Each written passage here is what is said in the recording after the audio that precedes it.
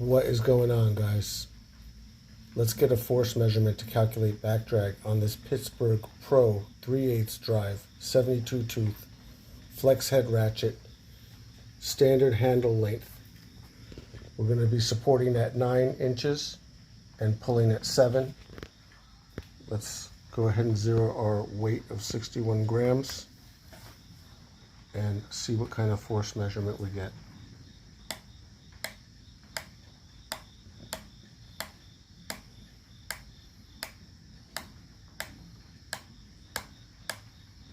Looks like 9 grams. Yeah, 9 grams. That seems kind of low, so we'll do the calculations and see what the back drag torque comes out to. Thanks for checking it out, you guys.